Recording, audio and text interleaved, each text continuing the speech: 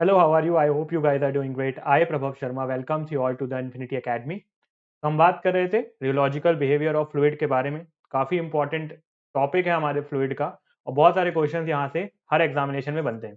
चाहे आप गेट के पेपर दें, चाहे आप बीएससी का पेपर दें, चाहे आप कोई भी एईजे एग्जामिनेशन दें, यहाँ से जो क्वेश्चन है उसके बनने के चांसेस काफ़ी ज़्यादा होते हैं। थोड़ा सा कॉम्प्लेक्स और टिपिकल टॉपिक भी होता है क्योंकि रियोलॉजिकल बिहेवियर जो है थोड़ा सा अगर आप अलग अलग जगह से देखेंगे तो हर जगह थोड़ा सा अलग अलग तरीके से इसको डिफाइन किया गया है। तो मैंने कोशिश की है कि बिल्कुल इसको सिंप्लीफाइड करके आपको इस तरीके से समझा दूं ताकि यहाँ से कभी भी क्वेश्चन बने तो आप डेफिनेटली उसको सॉल्व कर पाएँ। तो शुरू करते हैं आज के सेशन की। थोड़ा सा रिवाइज़ करते हैं पिछले सेशन में क्या-क्या चीज़ें हमने कवर की थी और उसके बाद आगे का जो आपका चीज़ें हैं उसको कवर करेंगे। आज कोशिश करेंगे कि हमारा जो लास्ट टॉपिक है, आपका थर्मोडायनामिक प्रॉपर्टीज़ ऑफ फ्लूइड उसको भी शुरू कर दें जिसमें हम बात करेंगे आपका vapour pressure, cavitation, compressibility, bulk modulus के बारे में। तो रियोलॉजी के बारे में मैंने आपको बताया था कि रियोलॉजी क्या होता है। It is a branch of science that deals with study of behaviour of fluid. एक ऐसी ब्रांच होती है साइंस की जो कि किसी भी चीज के बिहेवियर को स्टडी करने की, जो किसी भी चीज के बिहेवियर को स्टडी करने की जो प्रोसेस होती है that is known as your rheology. But अब हम बात कर रहे हैं फ्लूइड के केस में, तो यहाँ पे हमारा क्या हो जाएगा, फ्लूइड के बिहेवियर को जो स्टडी करते हैं हम उसी को हम क्या बोल देते हैं, रियोलॉजी बोल देते हैं। देन हमको यहाँ पे जो मेजर मेजर हमारा जो यहाँ पे कंसर्न है वो किस रिलेटेड है, जब हम शेयर स्ट्रेस लगाते हैं किसी भी फ्लूइड में तो किस हिसाब से उसमें डिफॉर्मेशन होते हैं, उसी तरीके से यहाँ पे हमको इसको देखना है। तो it aims to identify deformation of matter under the influence of shear stress.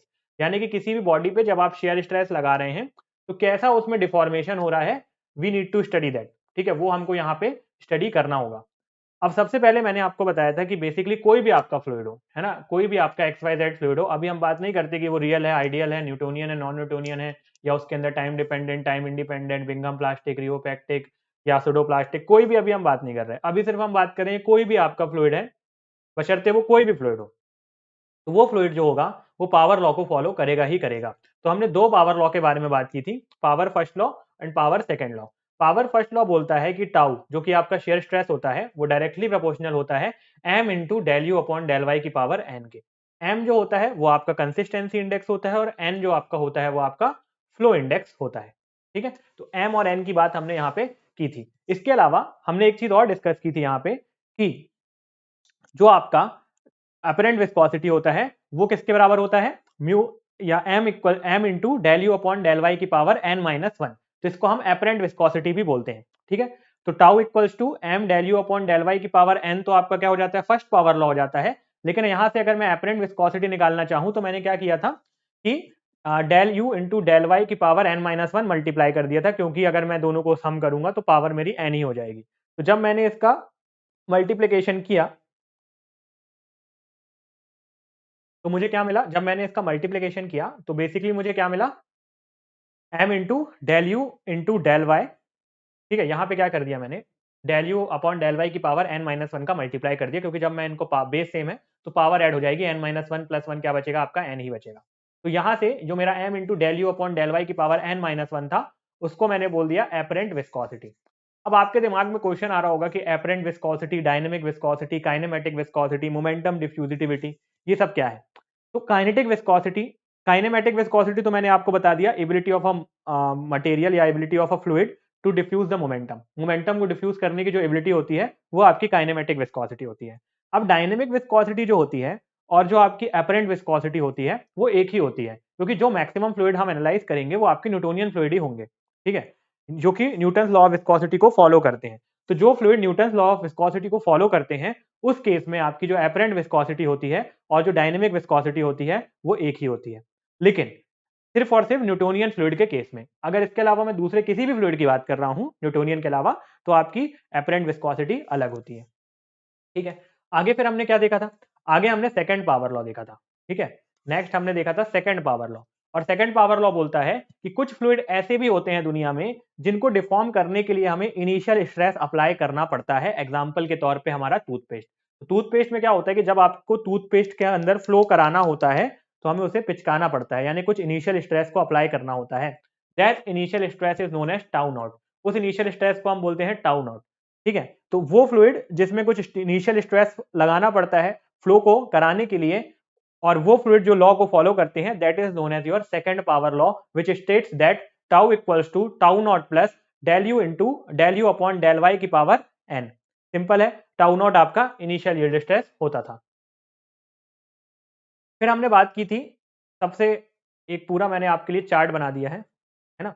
थोड़ा सा हमने कल टाइम इंडिपेंडेंट टाइम डिपेंडेंट को फर्दर क्लासीफाई नहीं किया था, वो भी मैंने कर दिया आपके लिए, ठीक है। अब ये आपके टोटल जितने भी तरीके के फ्लूइड होते हैं, सारे तरीके के आपको यहाँ पे फ्लूइड मेंशन है, ठीक है। जितने भी तरीके के फ्लूइड हो सकते हैं, सारे फ्लूइड यहाँ पे आपको दिए हुए हैं, ठीक। सबसे पहले अगर मैं कैटेगराइज कर रहा हूँ फ्लूइड को, तो पहला मेरा होता है real fluid, then I have ideal fluid and then I have rigid fluid. तो I have total 3 types of fluid. First of all I have ideal real fluid, then I have ideal fluid and then I have rigid fluid. If you talk about real fluid can be further categorized into 2 parts. Real fluid को हम further categorise कर सकते हैं 2 part में। First of all you will be having Newtonian fluid, पहला आपका होगा Newtonian fluid. The second that you will be having is the non Newtonian fluid. तो सेकंड आपका होगा वो नॉन न्यूटोनियन फ्लूइड होगा। न्यूटोनियन फ्लूइड वो फ्लूइड होगा जो कि न्यूटन्स लॉ ऑफ विस्कोसिटी को फॉलो करेगा। नॉन न्यूटोनियन फ्लूइड वो फ्लूइड होगा जो कि न्यूटन्स लॉ ऑफ विस्कोसिटी को फॉलो नहीं करेगा। न्यूटन्स लॉ ऑफ विस्कोसिटी होती है tau equals to mu into del u upon del y. Then जो आपका नॉन न्यूटोनियन फ्लूइड है, उसको भी हम फर्दर कैटेगराइज करते हैं on the basis of time dependent and time independent. Time dependent क्या होता है कि जैसे जैसे आप उस पर शेयर स्ट्रेस लगा रहे हो, like let us suppose this is your fluid and you want it, you are applying shear stress, आप इस तरीके से उसमें शेयर स्ट्रेस अप्लाई कर रहे हो। तो when you are applying the shear stress, जैसे जैसे आप शेयर स्ट्रेस अप्लाई करते जाते हैं, एक टाइम ऐसा आएगा कि फ्लूइड की विस्कोसिटी कम या ज्यादा होने लगेगी। वो जब फ्लूइड की विस्कोसिटी कम या ज्यादा होने लगे, तो उसको हम बोलते हैं टाइम डिपेंडेंट फ्लूइड। उसके अंदर आपका रिहोपैक्टिक और थिक्सोट्रॉफिक फ्लूइड आ जाता है। लेकिन जो टाइम इंडिपेंडेंट फ्लूइड होता है, जो टाइम इंडिपेंडेंट फ्लूइड होता है आपका, वो हो जाता है आपका डायलेटेंट, सिडोप्लास्टिक और बिंघम प्लास्टिक। यानी आप कितना भी इसमें शेयर स्ट्रेस लगाते रहें, टाइम की वजह से इनमें विस्कोसिटी का फर्क नहीं आएगा। विस्कोसिटी का फर्क कैसे आएगा इसमें? विस्कोसिटी का फर्क आएगा इसमें शेयर स्ट्रेस से। सिंपल है। Time dependent fluids are those fluid in which viscosity will get change when you are applying the shear stress with time. With time आपकी विस्कोसिटी चेंज होगी। मैं आपको अभी एक वीडियो दिखाऊंगा जिससे आपको और इजीली हो जाएगा, ठीक है। जब हम पढ़ेंगे इसके रिलेटेड, तो मैं एक आपको वीडियो दिखाऊंगा, तो आप और अच्छे से इसको समझ पाएंगे, ठीक है। चलिए शुरू करते हैं हम और आगे की चीजों को एनालाइज करना। तो नेक्स्ट आपका बात की थी हमने सबसे पहले आइडियल फ्लूइड के बारे में। अब आइडियल फ्लूइड वो फ्लूइड होता है, एक्चुअल में ऐसा कोई फ्लूइड नहीं होता है, पर फिर भी हम पढ़ रहे हैं क्योंकि कई बार क्या होता है कि कुछ कुछ फ्लूइड ऐसे होते हैं जिनकी वेलोसिटी बहुत ज्यादा होती है, छोटा सा हम शेयर स्ट्रेस लगाते हैं और घूम करके भाग जाते हैं। तो that fluid is known as, उन फ्लूइड को एनालाइज करने के लिए हमें आइडियल फ्लूइड थ्योरी यूज करनी पड़ती है, इसलिए हम यहाँ पे पढ़ते हैं। आइडियल फ्लूइड वो फ्लूइड होते हैं जो कि आपकी इनविस्केड होते हैं, इनकम्प्रेसिबल होते हैं, बल्क मॉडुलस इन्फिनाइट होता है, सरफेस टेंशन जीरो होता है, शेयर स्ट्रेस जीरो होता है, नॉर्मल स्ट्रेस उनका कांस्टेंट होता है। पर एक बात यहाँ पे क्या याद रखने वाली है कि जो आपके आइडल गैस होते हैं उनको आप आइडल फ्लूइड नहीं बोल सकते। आइडल गैस वो गैस होती है जो इक्वेशन फॉलो करती है पीवी इक्वल्स टू एनआरटी या पीवी इक्वल्स टू एमआरटी, ठीक है। ये हम आगे अभी कंप्रेसिबिलिटी में बात करेंगे इसके बारे में।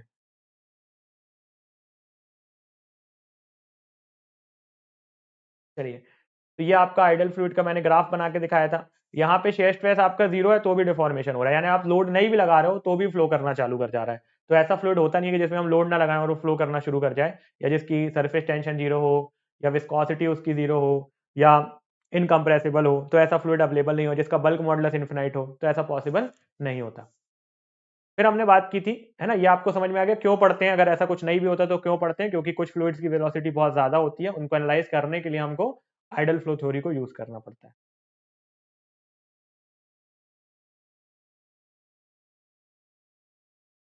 ठीक है।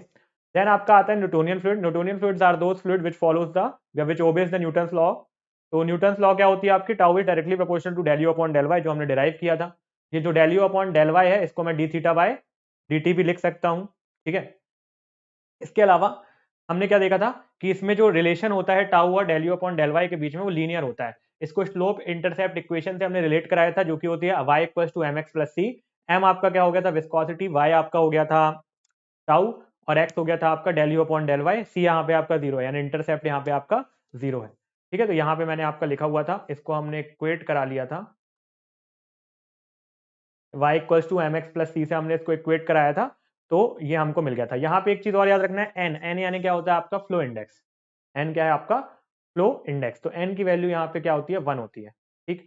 और जो आपका कंसिस्टेंसी इंडेक्स होता है वही आपका विस्कोसिटी के बराबर होता है यहाँ पे, ठीक है। उसके अलावा यहाँ पे एक चीज और याद रख सकते हैं हम कि यहाँ पे जो आपकी अपरेंट विस्कोसिटी और डायनेमिक विस्कोसिटी होती है बराबर है। इसका अगर जब आप स्लोप निकालते हैं तो आपको विस्कोसिटी मिल जाती है। ठीक है, क्योंकि यहाँ पे जो m होता है वो स्लोप के बराबर होता है, और स्लोप की जगह क्या लिख रहे हैं हम, विस्कोसिटी लिख रहे हैं, तो यहाँ पे स्लोप जो होगा वो विस्कोसिटी बताएगा। ठीक है, तो ये पॉइंट हमने याद रख लिया था, और इसके अलावा हमने ये भी देख लिया था कि यहाँ पे जो आपकी एपरेंट विस्कोसिटी है डायनेमिक विस्कोसिटी के बराबर होगी। ठीक, इसके अलावा मैंने बात की थी आपसे नॉन न्यूटोनियन फ्लूइड के बारे में। नॉन न्यूटोनियन फ्लूइड वो फ्लूइड होते हैं जो न्यूटन्स लॉ ऑफ विस्कोसिटी को फॉलो नहीं करते हैं। Non Newtonian fluids are those fluid which does not follow the Newton's law of viscosity. Fluid which does not obey Newton's law of viscosity are known as non Newtonian fluid. ठीक है, और in non Newtonian fluid आपकी जो apparent viscosity होगी वो dynamic viscosity के बराबर नहीं होगी। टाइम इंडिपेंडेंट फ्लूइड, देखिए इसको फिर हमने फर्दर क्लासिफाई किया time independent and time dependent fluid के हिसाब से। Time independent fluids are those fluid which does not depend on time, and time independent, यहाँ पे थोड़ा सा कट रहा होगा, देखिए ये लिखा हुआ है, time are those fluid which does not depend on time, जो कि टाइम के साथ डिपेंड नहीं करते। ठीक है, उसको हम टाइम इंडिपेंडेंट फ्लूइड बोलते हैं, fluid which does not depend on time. ठीक, अब यहाँ पे भी आपका क्या आ जाता है, पहले डायलेटेंट फ्लूइड।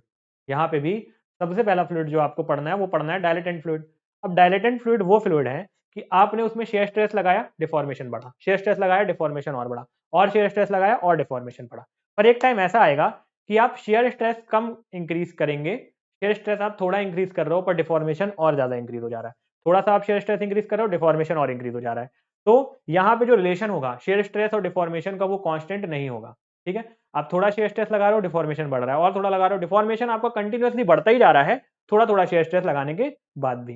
तो ऐसे फ्लूइड को हम डायलेटेंट फ्लूइड बोलते हैं। अब इसमें क्या होता है कि इसको हम बोलते हैं शेयर, डायलेटेंट फ्लूइड को हम बोलते हैं share thickening fluid. Dilatant fluid को हम क्या बोलते हैं, शेयर थिकनिंग फ्लूइड। जब आप इसमें शेयर स्ट्रेस लगाते हैं तो धीरे धीरे ये गाढ़ा होता जाता है। जैसे जैसे आप इसमें शेयर स्ट्रेस लगाते जाते हैं, लगाते जाते हैं, लगाते जाते हैं, ये गाढ़ा होने लगता है। लाइक आपने देखा होगा बटर, बटर को आप जब घुमाते जाते हैं, घुमाते जाते हैं, घुमाते जाते हैं, वो थिक होता जाता है। शुगर इन वाटर, घुमाते जाओ, घुमाते जाओ, घुमाते जाओ, गाढ़ी हो जाएगी। क्विक सैंड को घुमाते जाओ, घुमाते जाओ, घुमाते जाओ, गाढ़ी हो जाएगी। राइस स्टार्च सॉल्यूशन को घुमाते जाओ, घुमाते जाओ, घुमाते जाओ, गाढ़ा हो जाएगा। तो ये इस तरीके के फ्लूइड होते हैं जिनको आप जब जब इसमें शेयर स्ट्रेस लगाते जाते हैं, लगाते जाते हैं, लगाते जाते हैं, ये गाढ़े होते जाते हैं। ठीक है, तो जो इनकी एपरेंट विस्कोसिटी होती है वो शेयर स्ट्रेस जैसे जैसे आप इंप्रूव करते हैं, अभी देखिए यहाँ पे टाइम डिपेंडेंट और टाइम इंडिपेंडेंट का खेल देखिए आप, यहाँ पे डिफरेंस देखिए मेनली। टाइम इंडिपेंडेंट में बोलूंगा कि एपरेंट विस्कोसिटी टाइम के साथ इंक्रीज या डिक्रीज होगी, पर यहाँ पे मैं बोल रहा हूँ एपरेंट विस्कोसिटी आपके रेट शेयर स्ट्रेस के साथ इंक्रीज या डिक्रीज हो रही है। ठीक है, वहां पे टाइम के साथ इंक्रीज या डिक्रीज हो रही थी, यहाँ पे शेयर स्ट्रेस के साथ इंक्रीज या डिक्रीज हो रही है। तो स्ट्रेस बढ़ा रहे हो शेयर स्ट्रेस, विस्कोसिटी गाढ़ी होती जा रही है, यानी आपका फ्लूइड गाढ़ा होता जा रहा है।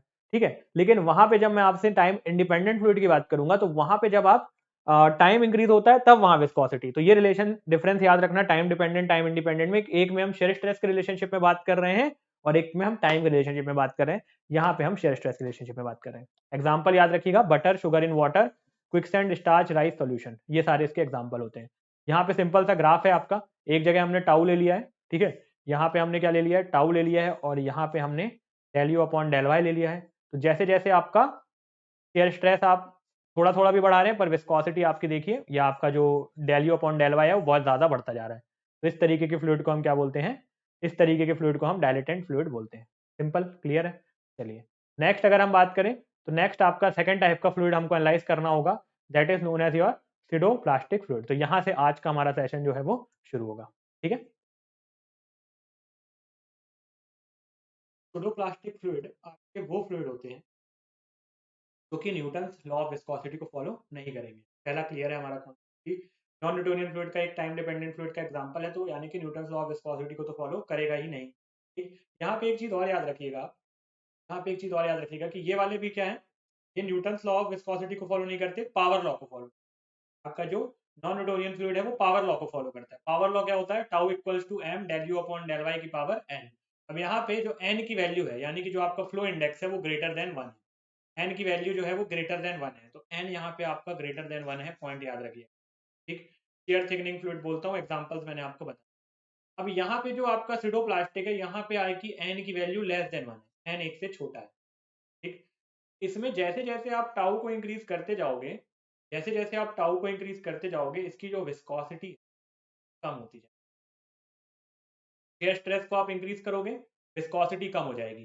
शेयर स्ट्रेस को डिक्रीज करोगे, विस्कोसिटी इंक्रीज हो जाएगी। एग्जांपल समझते हैं, जैसे आपने देखा होगा पेंट, ठीक है, आपने देखा होगा पेंट। अब जब हम पेंट करते हैं, तो आराम से आप पेंट को अप्लाई कर देते हो दीवार के ऊपर, कोई दिक्कत नहीं होती, क्योंकि आप लोड उसमें जो फोर्स है वो बहुत ज्यादा लगा रहे हो, तो शेयर स्ट्रेस बहुत ज्यादा लगा रहे हो।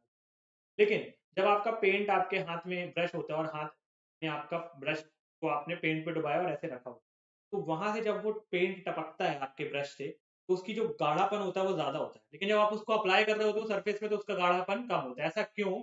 इसका यही सीधा सीधा सा रीजन है कि जैसे जैसे आप उसमें स्ट्रेस इंक्रीज करते हो, उसकी विस्कोसिटी जो होती है वो कम हो जाती है। और जब आप उसमें स्ट्रेस कम कर देते हो, यानी कि नहीं लगा रहे होते हो या कम लगा रहे होते हो, तो उसकी विस्कोसिटी इंक्रीज हो जाती है। सबसे अच्छा एग्जाम्पल इसका क्या होता है? पेंट होता है। ठीक है, क्लियर है? तो इसको हम क्या बोलते हैं? Share thinning fluid. जैसे कि आप इसमें स्ट्रेस लगाओगे, ये थिन हो जाएगा। तो आप स्ट्रेस लगा रहे हो, ये थिन हो जाता है, इसलिए हम इसको शेयर थिनिंग फ्लूइड बोलते हैं। डायलेटेंट फ्लूइड में आप स्ट्रेस लगाते हो, वो थिक हो जाता है, गाढ़ा हो जाता है, तो इसलिए हम उसको शेयर थिकनिंग फ्लूइड बोलते हैं। ठीक, क्लियर है दोनों? टाइम इंडिपेंडेंट के एग्जांपल है दोनों। एक में अगर आप स्ट्रेस लगा रहे हो तो थिक हो जा रहा है, एक में स्ट्रेस लगा रहे हो तो थिन हो जा रहा है। जो आपका डायलेटेंट है उसमें अगर आप स्ट्रेस लगा रहे हो तो वो थिक हो जा रहा है। प्लास्टिक में अगर आप स्ट्रेस लगा रहे हो तो वो थिन हो जाता है। यानी कि जो आपकी अपेरेंट विस्कोसिटी है, यहाँ पे आप देखिए, जो आपकी एपरेंट विस्कोसिटी है वो डिक्रीज होती है जैसे जैसे आप शेयर स्ट्रेस को इंक्रीज करते हो। आपने टाउ को इंक्रीज किया, जो आपकी एपरेंट विस्कोसिटी है वो डिक्रीज हो जाती है। क्लियर? एकदम क्लियर। नेक्स्ट मैं बात करता हूँ इसके एग्जांपल। तो इसके एग्जांपल हो जाते हैं paint, polymer, paper pulp, blood syrup and milk. These are the examples of pseudoplastic fluid n is less than 1। ठीक, चलिए डायग्राम देख लेते हैं। मैंने टाउ को इंक्रीज किया, विस्कोसिटी कम होती जाती है। टाउ इंक्रीज कर रहा हूँ, विस्कोसिटी कम होती जाती है। सिंपल है। क्लियर? नेक्स्ट मैं बात करता हूँ अलग अपने दूसरे type of fluid, next type of fluid which is my Bingham plastic fluid. Next जो मेरे पास है वो कौन सा फ्लूइड है? पिंघम प्लास्टिक फ्लूइड है। दिख रहा है? ठीक है, यहाँ पे कुछ लिखा नहीं है ऐसा, फ्लूइड डज नॉट बस लिखा। तो पिंघम प्लास्टिक फ्लूइड वो फ्लूइड होता है जिसमें आपको फ्लो कराने के लिए इनिशियल स्ट्रेस की जरूरत पड़ती है। जैसे कि मैंने आपको एग्जांपल दिया था टूथपेस्ट। तो Bingham plastic fluids are those fluids which does not follow the Newton's law of viscosity, वो तो पक्का ही है। Which follows Power's law, वो भी सही है। पर कौन सी पावर लॉ? तो ये सेकंड पावर लॉ को फॉलो करता है। सेकंड पावर लॉ क्या होती है आपकी? Tau nought m into del u upon del Y की पावर एन। ये आपकी सेकंड पावर लॉ होती है। तो जो आपके बिंगम प्लास्टिक फ्लूइड होते हैं, सेकंड पावर लॉ को फॉलो करते हैं। ठीक, जिसमें से टाउ नॉट जो होता है आपका वो इनिशियल स्ट्रेस होता है। यहाँ पे आप देखो टाउ नॉट क्या है आपका? इनिशियल स्ट्रेस है। तो ये जो फॉलो करेंगे वो कौन सी फॉलो करेंगे? Tau not plus m into del u upon del Y की पावर एम। एम यहाँ पे क्या है आपका? एम यहाँ पे क्या है आपका? एपरेंट विस्कोसिटी, जो कि डायनेमिक विस्कोसिटी के बराबर नहीं होगी इन the case of your non Newtonian. Clear है? क्लियर है?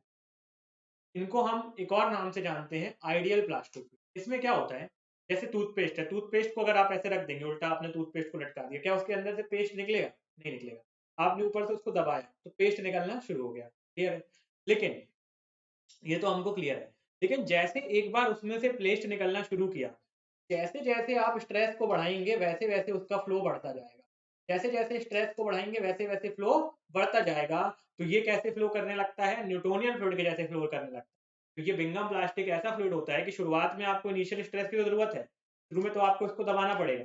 इवन आफ्टर अप्लाइंग द आप एक बार आपने स्ट्रेस को अप्लाई किया, फिर जो इसका फ्लो होता है वो न्यूटोनियन फ्लूइड के जैसा होता है। और न्यूटोनियन फ्लूइड का फ्लो कैसा होता है भाई? न्यूटोनियन फ्लूइड का फ्लो बिल्कुल स्ट्रेट लाइन में होता है। न्यूटोनियन फ्लूइड का जो फ्लो होता है वो एकदम स्ट्रेट लाइन में होता है। तो इस तरीके से ये फ्लो करता हुआ आगे जाएगा। ठीक है, बिंगम प्लास्टिक फ्लूइड क्लियर है? अब बिंगम प्लास्टिक के एग्जांपल कौन कौन से होते हैं? इट इज, हाँ, वैसे तो क्या होता है कि एक एक पॉइंट और यहाँ पे हमको समझना होता है कि वैसे तो आपके जो फ्लूइड होते हैं वो खुद के वेट की वजह से फ्लो करने लगते हैं। फ्लूइड हैज अ प्रॉपर्टी कि वो अपने खुद के वेट की वजह से फ्लो करते हैं। बट इन दिस केस, जो आपका यहाँ पे केस होता है, उसमें ऐसा नहीं होता। ये आपका एक एक्सेप्शन है ना। वैसे तो हमने जब प्रॉपर्टीज ऑफ फ्लूइड की बात की थी तो हमने बोला था कि फ्लूइड को एक्सटर्नल डिफॉर्मेशन, मतलब उसको एक्सटर्नल स्ट्रेस की जरूरत नहीं होती है, वो अपने खुद के वेट के कारण भी फ्लो हो सकता है। But in this case you need to apply external stress to get the flow from the fluid, या फ्लूइड को फ्लो करा। कुछ चीजें और हैं, यहाँ पे आपका सेम है ना, यहाँ पे एन की वैल्यू आपके 1 होती है, तभी ये स्ट्रेट लाइन में बढ़ता है। इंटरसेप्ट आपका यहाँ पे टाउ नॉट के बराबर होता है, ठीक है, ये इंटरसेप्ट है आपका टाउ नॉट के बराबर है, इंटरसेप्ट टाउ नॉट के बराबर है, एक्स आपका सेम है, एम आपका म्यू के बराबर है और वाई आपका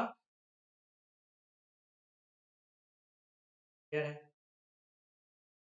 अब इसको याद कैसे रखें, पहले तो एग्जांपल कौन कौन से हैं, टूथपेस्ट हो गया, सीवेज हो गया, स्लज हो गया, ड्रिलिंग मड हो गया और जेल हो गया, ये सारे इसके एग्जांपल हो गए। इसको याद कैसे रखा जाए, तो याद रखने की ट्रिक है, बाथरूम से रिलेटेड जो जो चीजें होती है ना वो आप याद रखो, जो जो चीजें आपके बाथरूम से रिलेटेड होती है।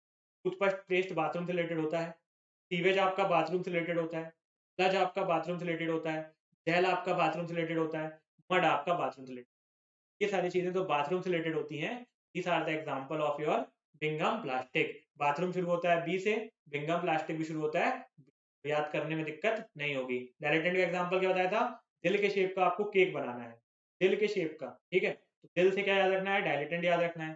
केक में क्या क्या लगता है, बटर लगता है, शुगर लगता है, सैंड लगता है। वैसे तो अवन में बनाओगे तो सैंड नहीं लगेगा, लेकिन कुकर में जब हम केक बनाते हैं तो सैंड की रिक्वायरमेंट होती है, जो कि हम नमक से बेसिकली डाल देते हैं, और आप सैंड डालना चाहिए।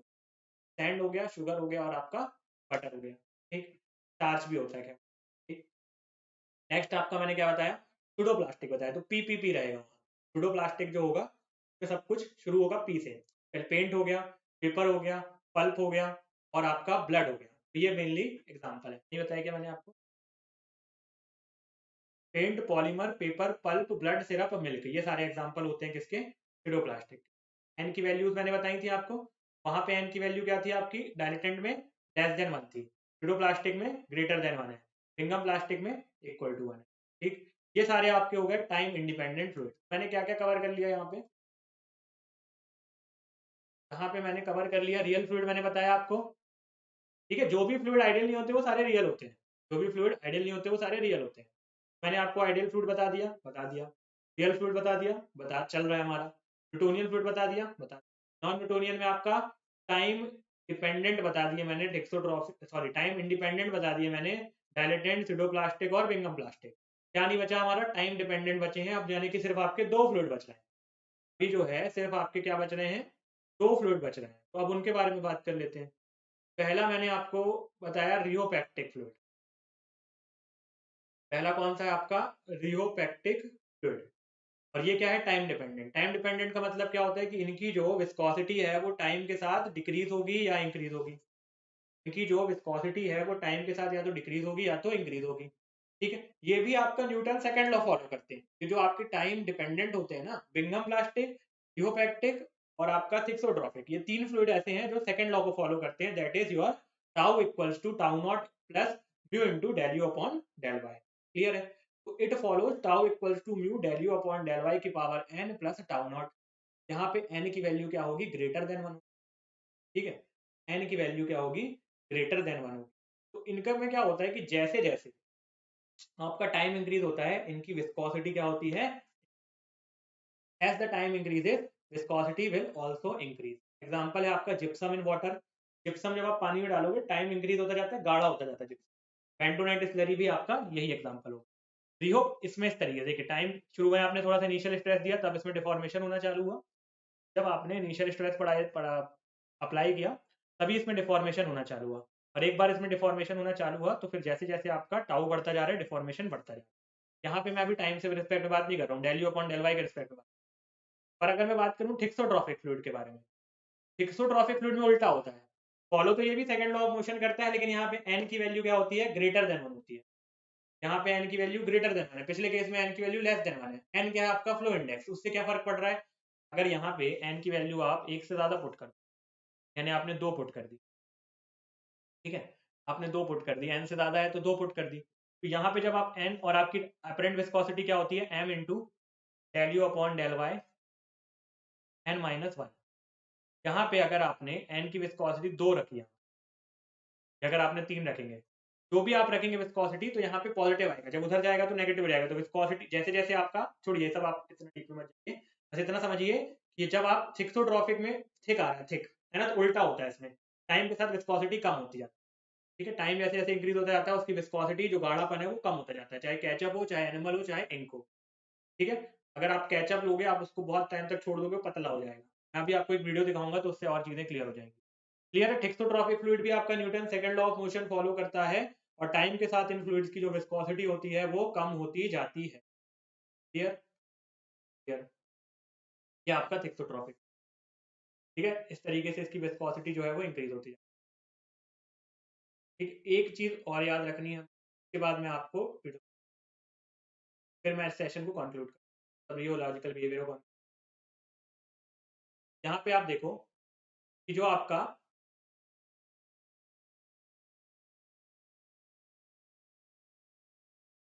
यहाँ पे आप देखो हो गया ना, तो आप यहाँ पे देखो कि आपकी जो एपरेंट विस्कोसिटी है और जो आपका डिफॉर्मेशन है, वो सीडोप्लास्टिक में जैसे जैसे आपका डिफॉर्मेशन इंक्रीज होता जा रहा है, विस्कोसिटी कम होती जा रही है। डायलेटेंट में जैसे जैसे आपका डिफॉर्मेशन इंक्रीज होता जा रहा है, विस्कोसिटी इंक्रीज होती जा रही है। यहाँ पे देखो आप, विस्कोसिटी इंक्रीज हो रही है, डिफॉर्मेशन कम हो रहा है। विस्कोसिटी इंक्रीज हो रही है, डिफॉर्मेशन बढ़ रहा है, ये ऊपर जा रहा है। और न्यूटोनियन में कांस्टेंट है, चाहे आप विस्कोसिटी बढ़ भी नहीं रही, कम भी नहीं हो रही, कांस्टेंट बनी हुई है। ठीक, जैसे आपका पानी होता है, में आप कोई भी शेयर स्ट्रेस लगाओ, घटाओ, कुछ भी करो, पानी की विस्कोसिटी आपकी वही रहेगी। अब यहाँ पे अगर मैं टाइम के रिस्पेक्ट में बात करूँ तो यहाँ पे जो विस्कोसिटी है टाइम के साथ डिक्रीज हो रही है थिक्सोट्रॉपिक में। थिक्सोट्रॉपिक में विस्कोसिटी टाइम के साथ डिक्रीज हो रही है। In the case of rheopectic viscosity time के साथ इंक्रीज। क्लियर? ये चीजें क्लियर है? ठीक है, ये हमारा सारा हो गया एनालिसिस। हमारा सारा हो गया किसका? ये एनालिसिस हो गया। ठीक है, तो अब हमारी बात आती है अब इसको याद कैसे किया। हाँ, समझना तो आसान था, मतलब समझना भी थोड़ा इसको मुश्किल ही था, पर इसको याद करना ज़्यादा ज़रूरी है।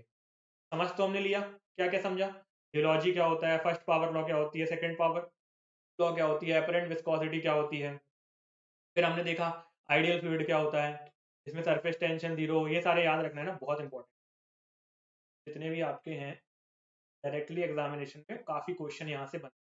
ठीक है, इनविस्किड यानी विस्कोसिटी जीरो, इनकम्प्रेसिबल यानी compressibility zero, bulk model infinite यानी कि आपका जो के की वैल्यू है वो इन्फिनाइट होगी, सरफेस टेंशन जीरो होगा, शेयर स्ट्रेस जीरो होगा और कांस्टेंट नॉर्मल स्ट्रेस इनमें लग रहा होगा। तो ये सारी चीजें आपको याद रखनी। Then under certain situation of very, तो ये सब चीजें। फिर हमने देखा न्यूटोनियन फ्लूइड जो कि Newton law of viscosity follow करते हैं। फिर है इसके अलावा हमने देखे टाइम इंडिपेंडेंट फ्लूइड जो कि टाइम पे डिपेंड नहीं करते हैं। Those fluid which are not dependent on time are known as time independent fluid. उसमें से सबसे पहले हमने देखा आपका डायलेटेंट फ्लूइड और सीडोप्लास्टिक फ्लूइड।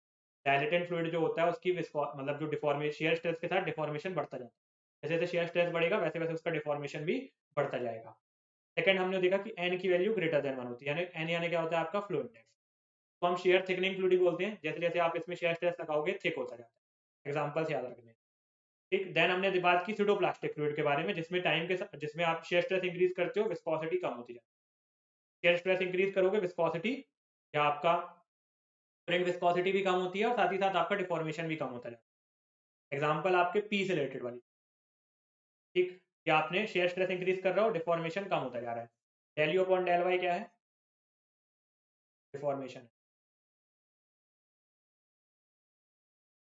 एपरेंट विस्कोसिटी मैंने आपको बताया था क्या होता है। एपरेंट विस्कोसिटी आपका रेशियो होता है किसका किसका? शेयर स्ट्रेस और डिफॉर्मेशन का था हमने। देखिए अपरेंट विस्कोसिटी जो होता है वो डिफॉर्मेशन होता है आपका शेयर स्ट्रेस और सॉरी अपरेंट विस्कोसिटी जो होता है वो रेशियो होता है आपका शेयर स्ट्रेस और डिफॉर्मेशन। क्लियर है? न्यूटोनियन फ्लूइड हो गया, नॉन न्यूटोनियन फ्लूइड में डायलेटेंट हो गया, सीडोप्लास्टिक हो गया। देन हमने बात की बिंघम प्लास्टिक की। ठीक है, इसको सी भी आप बोल सकते हो, थर्ड बोल सकते हो, थोड़ा सा अलग टाइप का फ्लूइड होता है इसलिए हम इसको अलग से लिखा। ये भी आपका अभी के जो पहले वाले फ्लूइड थे वो फर्स्ट लॉ फॉलो कर रहे थे। एक आपका न्यूटन लॉ फॉलो कर रहा था जो कि फर्स्ट लॉ से डिराइव हुआ था, बाकी दो फ्लूइड आपके न्यूटन लॉ को फॉलो कर रहे थे। तो ये वाला जो फ्लूइड है ये सेकंड पावर लॉ को फॉलो कर रहा है। सेकंड पावर लॉ क्या बोलता है कि शुरू में कुछ आपको स्ट्रेस प्रोवाइड करना होगा अगर आपको डिफॉर्मेशन करानी है तो। इन तरीके के फ्लूइड में हमको शुरू में थोड़ा सा स्ट्रेस अप्लाई करना होता है अगर हमको डिफॉर्मेशन करानी है तो। It is also called ideal plastic fluid. Fluid has property to flowed under its own weight, तो इसमें फ्लूइड के पास प्रॉपर्टी होती है जिसमें वो अपने खुद के वेट के कारण फ्लो करता है। ठीक है, लेकिन इस केस में ऐसा नहीं होता है।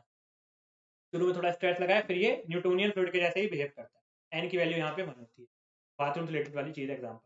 रियोपेक्टिक में क्या होता है? रियोपेक्टिक में टाइम के साथ जो विस्कोसिटी है वो इंक्रीज होती है। रियोपेक्टिक में टाइम के साथ विस्कोसिटी इंक्रीज होती है, जो देखेंगे अभी हम। जिप्सम इन वाटर और बेंटोनेट स्लरीज का एग्जांपल है, एन की वैल्यू ग्रेटर। रियोपेक्टिक हो गया। अब इसके बाद थिक्सोट्रॉपिक में टाइम के साथ विस्कोसिटी कम होती है, गाढ़ापन कम होता जाता है जैसे जैसे टाइम इंक्रीज होता है, एन की वैल्यू ग्रेटर देन 1। ये मैंने आपको दोनों ग्राफ बना के दिखा दिए कि अपरेंट विस्कोसिटी इंक्रीज करोगे तो कैसे डिक्रीज इंक्रीज होगा, ये सारी चीज। ठीक, एक वीडियो देखते हैं। ये आप रियोपेक्टिक और थिक्सोट्रॉपिक फ्लूइड देखिए।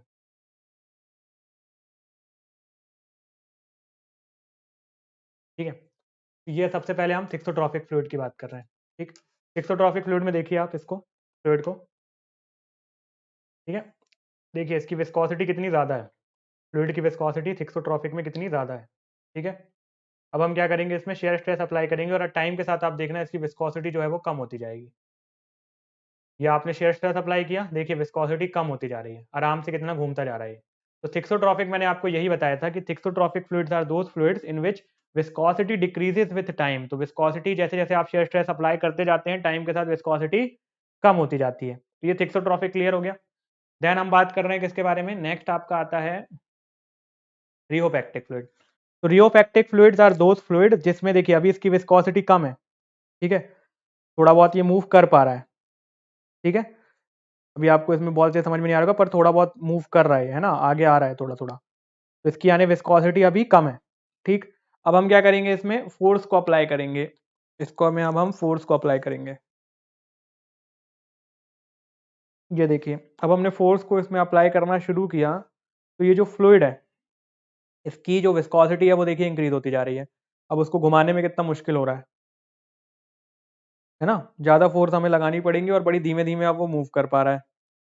ठीक है, तो इस तरीके के फ्लूइड को हम क्या बोलते हैं, थिक्सोट्रॉपिक फ्लूइड, जिसमें आपको ज़्यादा फोर्स लगाने के टाइम टाइम से विस्कोसिटी जो होती है वो इंक्रीज होती जाती है।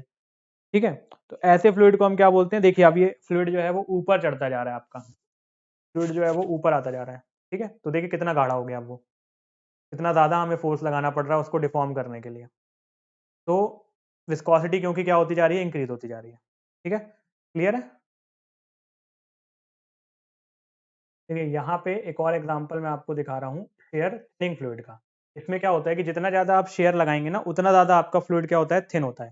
ठीक है, चलिए पहले देखिए, यहाँ पे हमने कम शेयर लगाया तो बॉल जो है वो कैचअप के अंदर नहीं गई। ये आपका शेयर थिनिंग का एग्जाम्पल है। ठीक है, तो पहले जब आपने कम प्रेशर लगाते हैं तो जो बॉल है वो अंदर नहीं जा रही। ये आपका सुडो प्लास्टिक फ्लूइड है।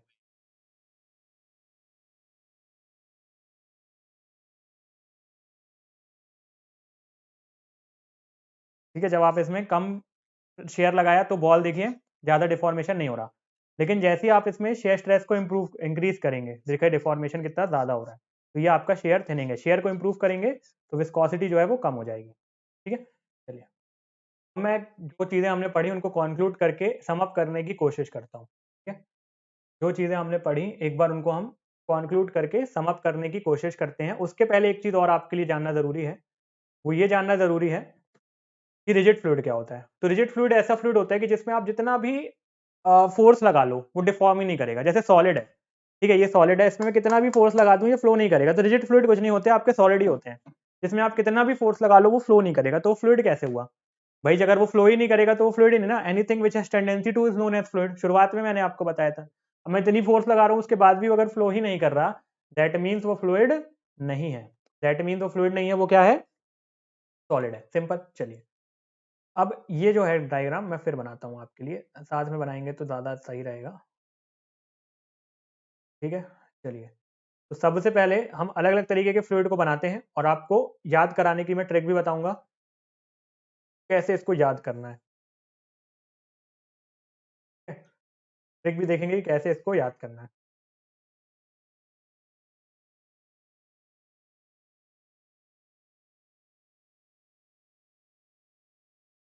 सबसे पहले आइडियल फ्लूइड के बारे में बात की थी मैंने आपसे। सबसे पहले किसके बारे में बात की थी आपसे, आइडियल फ्लूइड के बारे में। ठीक है, आइडियल फ्लूइड में आपका जीरो शेयर स्ट्रेस पे भी डिफॉर्मेशन हो जाता है। जीरो शेयर स्ट्रेस पे भी डिफॉर्मेशन हो जाता है। तो ये हो गया आपका आइडियल फ्लूइड। लिख लेते हैं नाम इसका, आइडियल फ्लूइड। ये हो गया आपका आइडियल फ्लूइड।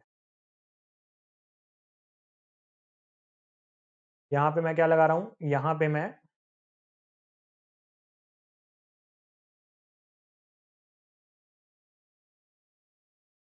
यहाँ पे मैं लगा रहा हूँ शेयर स्ट्रेस और यहाँ पे हो रहा है डिफॉर्मेशन। तो यहाँ पे लगा रहा हूँ टाउ और यहाँ पे आपका del u upon del y भी बोल सकते हैं और del theta upon del t भी बोल सकते हैं। Ideal fluid clear. नेक्स्ट मेरा था न्यूटोनियन फ्लूइड पढ़ा था मैंने। नेक्स्ट फ्लूइड मैंने पढ़ा था न्यूटोनियन फ्लूइड।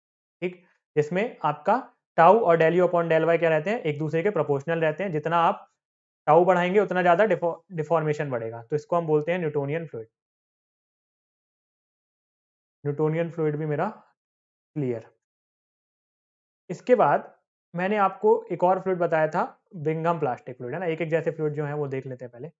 एक फ्लूइड मैंने आपको बताया बिंघम प्लास्टिक फ्लूइड, जो शुरुआत में तो थोड़ा सा मुझे स्ट्रेस लगाना पड़ता है, तब उसके बाद वो इसके जैसे एक्ट करने लगता है। जब मैं कुछ उसमें इनिशियल स्ट्रेस अप्लाई कर देता हूँ तो देन आफ्टर वो न्यूटोनियन फ्लूइड के जैसे बिहेव करने लगता है।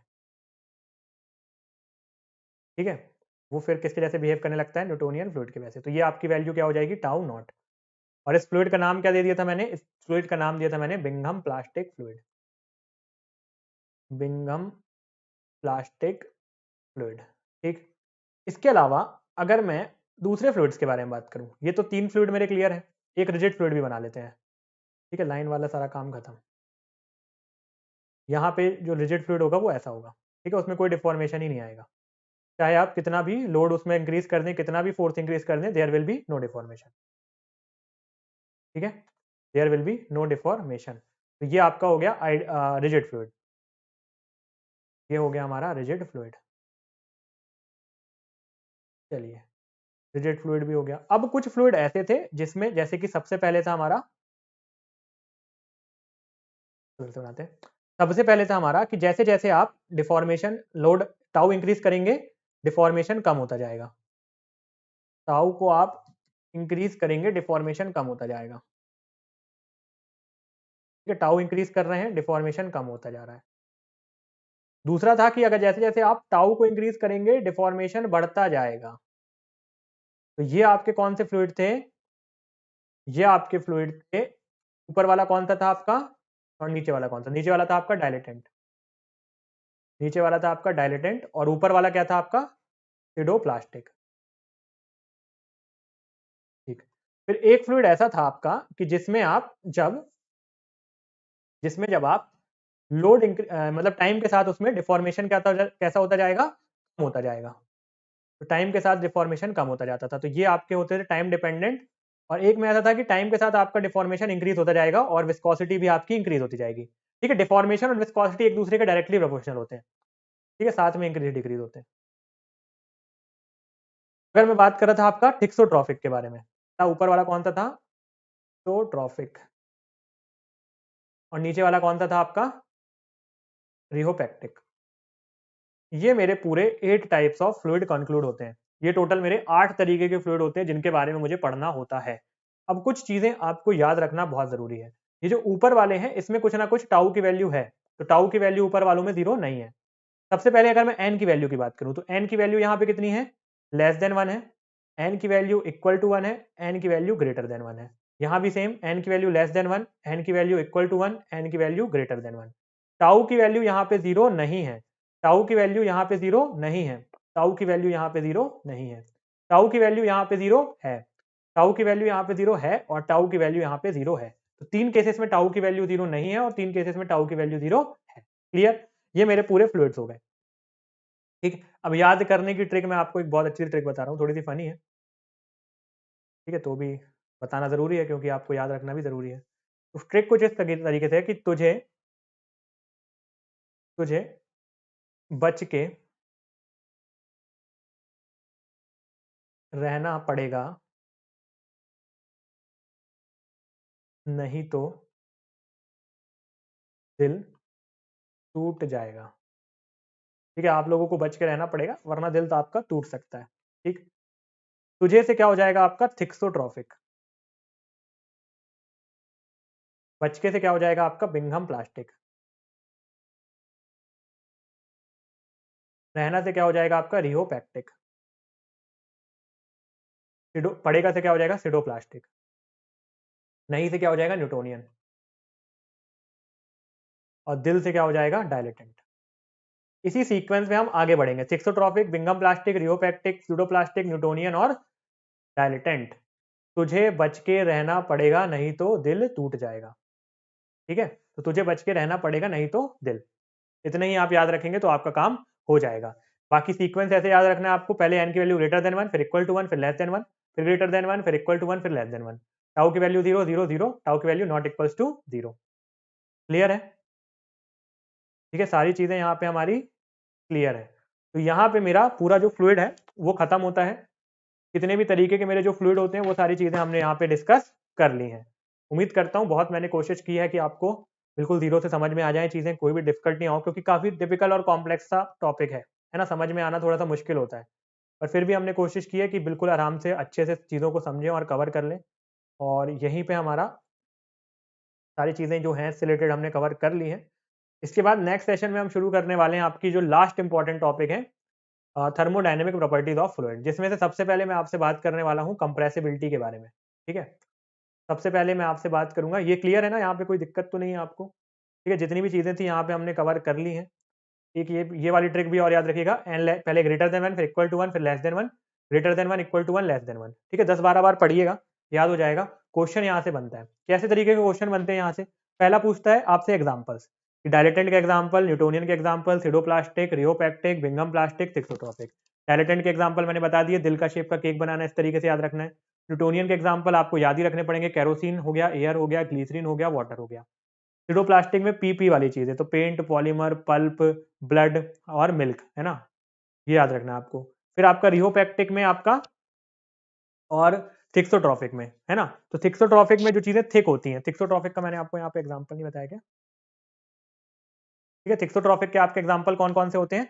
इंक हो गया आपका, केचप हो गया और एनिमल हो गया। ठीक है, जो अभी मैं आपको एग्जांपल दिखाया था वो थिक्सोट्रॉफिक का भी एग्जांपल था, और आपका शेयर थिनिंग फ्लूइड का भी एग्जांपल था।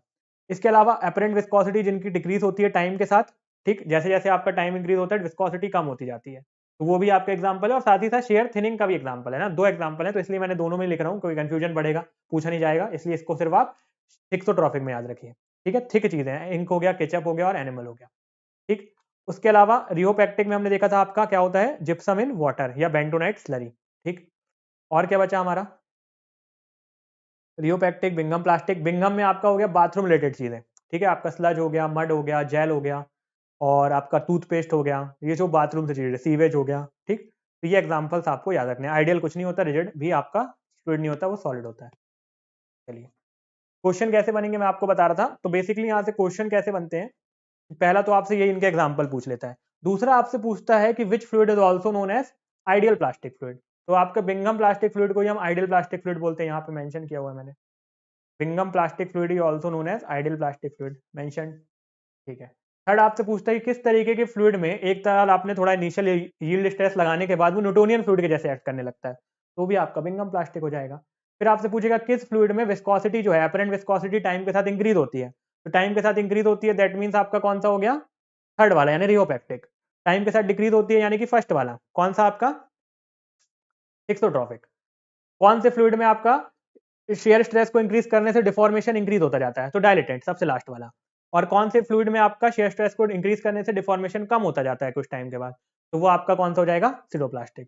ठीक है, इस तरीके के क्वेश्चन यहाँ से बनते हैं। पावर लॉ से क्वेश्चन बनते हैं, न्यूटन अपरेंट विस्कोसिटी से क्वेश्चन बनते हैं, एग्जांपल से क्वेश्चन बनते हैं, टाइप्स ऑफ फ्लूइड से क्वेश्चन बनते हैं, बहुत सारे। आप प्रीवियस ईयर उठा के देखिएगा, सबसे ज्यादा आपको क्वेश्चन इसी टॉपिक से मिलेंगे। एक आपका डायनेमिक काइनेटिक विस्कोसिटी, और दूसरा आपका सरफेस टेंशन, और ये भरे पड़े होंगे आपके क्वेश्चन। ठीक है, तो अब उम्मीद करता हूँ क्वेश्चन आप सॉल्व कर पाएंगे।